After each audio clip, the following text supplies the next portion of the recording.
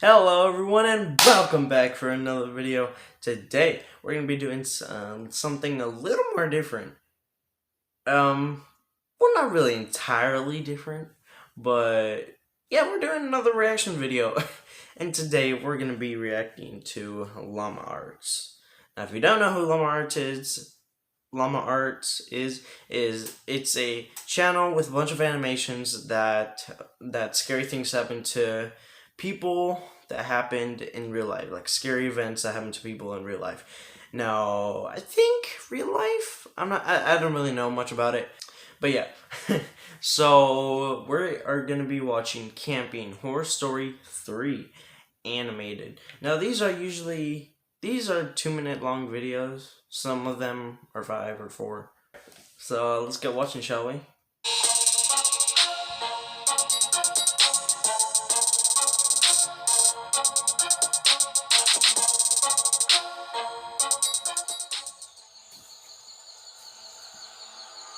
My friend and I would go to this forest we found a few months ago.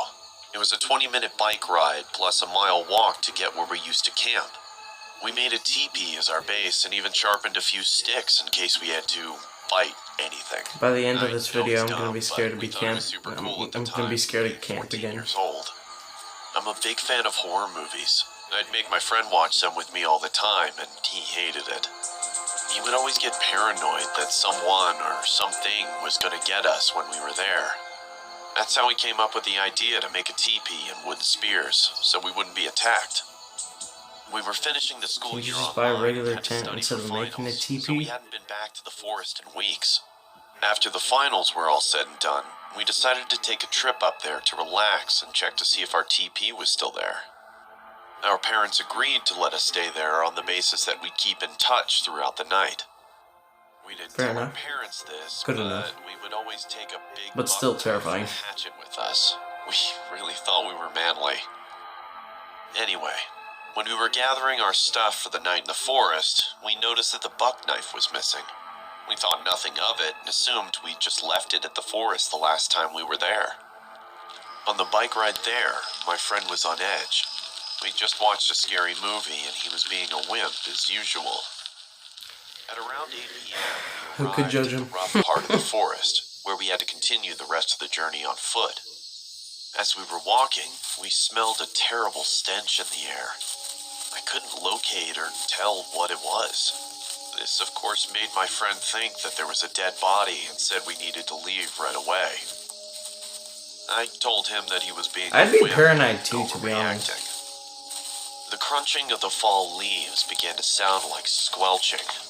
As we peered down, we saw a trail of red leading up to where our teepee was. It's just this really freaked my friend out. Red mud. I told him I'd spotted a can of spray paint in the trash a mile back and that someone was probably playing a prank just to calm him down. The closer we got to our base, the stronger the smell became. When we finally got there, we saw our teepee and felt a huge wave of relief come over us, even though the smell was as pungent as ever. We peeked inside the teepee through the little door flap we had made, and what we saw was haunting. There was evidence of someone living there. The clothes looked like men's, and they were huge. It was Bigfoot. We continued to investigate the site. Behind the teepee was 2 rotting deer carcasses with a wooden spear in one and a buck knife in the eye of the other. At this point, my friend was already running back to our bikes, but I stupidly stayed for a little longer to scope out the area, when I was greeted by a deep, monstrous voice. "Would you like to live with me forever?" As I slowly turned around, I was confronted by a creepy old man. I couldn't even begin to describe his face. It was unlike anything I'd ever seen in my life. I bolted back to my friend. Luckily, he's a slow runner, so it was easy to catch up to him. We then biked back as fast as we could, not looking back. Yeah, that would definitely be a terrifying moment. Alright, so that's one video done. What can I say? It's scary. So the next video we're going to be watching is The Horn-Headed Man animated. Let's do it.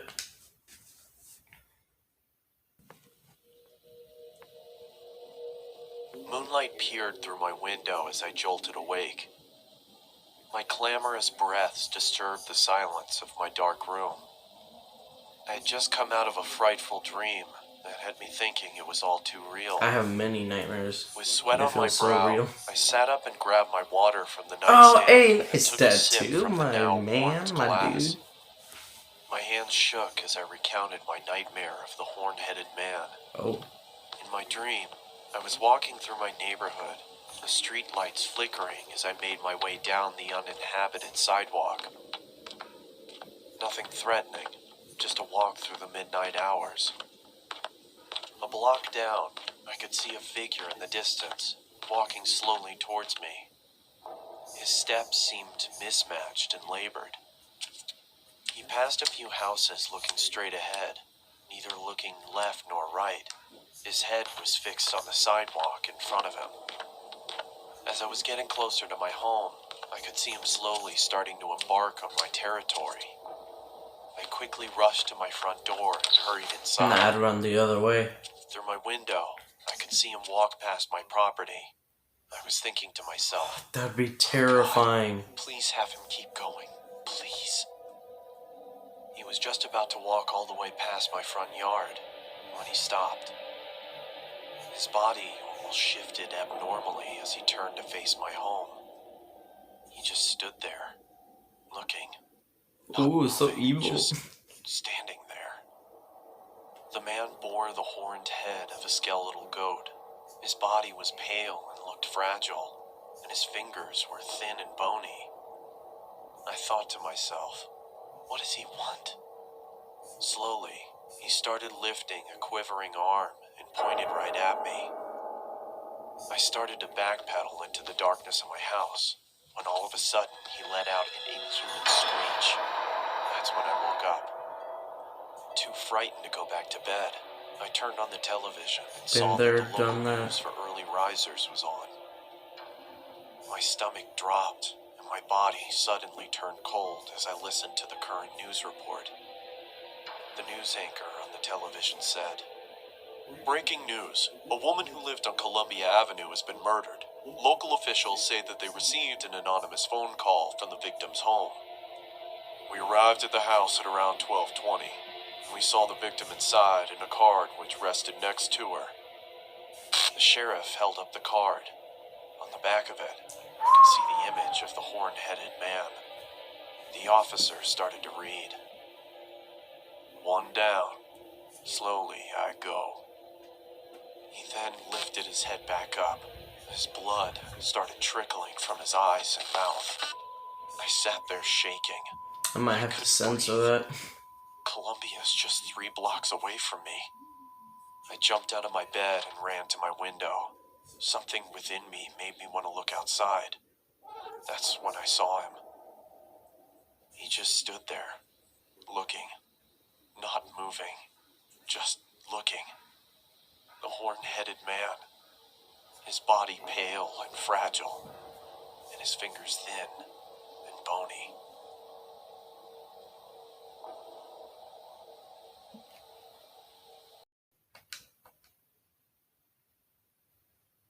That one was scary. I might not be able to go to bed. Okay, we're gonna watch one more. We're gonna do Creepy Night Shift Story 2 Animated. Let's do this.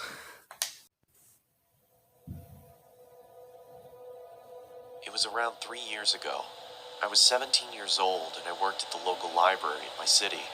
The library was located in the middle of the city, but was totally abandoned in the evenings. I only worked in the evenings, when all the older staff had already gone home. My colleague and I were the only one left there. Nice hair. As it was the day before Christmas, man, and a blizzard let's go was going on nice. outside. Not one single customer inhabited the building. My colleague Thomas was down at ground level, while I was sitting at my desk on the top level. Normally, I would take the time to study, but it was the holidays and I was completely bored to death.